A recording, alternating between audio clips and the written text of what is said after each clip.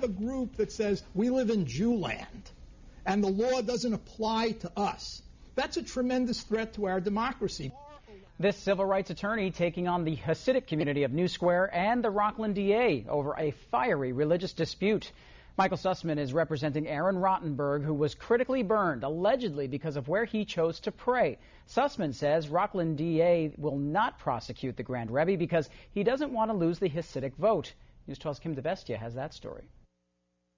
I say he's either blind or he's engaged in a cover-up.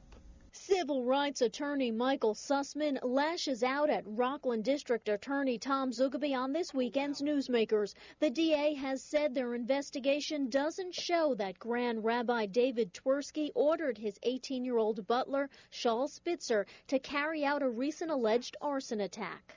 There's no evidence that indicates that Mr. Spitzer did anything but act on his own. That could change tomorrow if evidence was developed, if witnesses came forward and indicated that. But at the current time, we operate on evidence. Aaron Rottenberg was critically burned in a fiery religious dispute in New Square last month. Spitzer is charged with attempted murder, but Rottenberg and his attorney, Michael Sussman, believe the teen was just a pawn directed by Twersky when Rottenberg left the main synagogue and started praying somewhere else.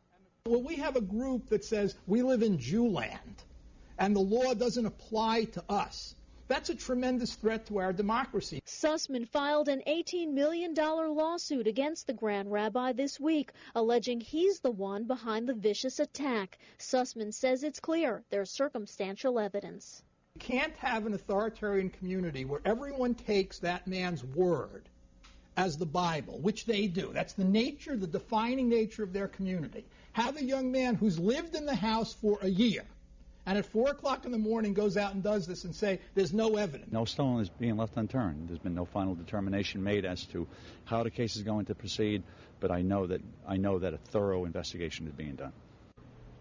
And District Attorney Tom Zugaby says he expects the case to be presented to a Rockland grand jury imminently, and he anticipates he'll have the results of their action within the next 2 weeks.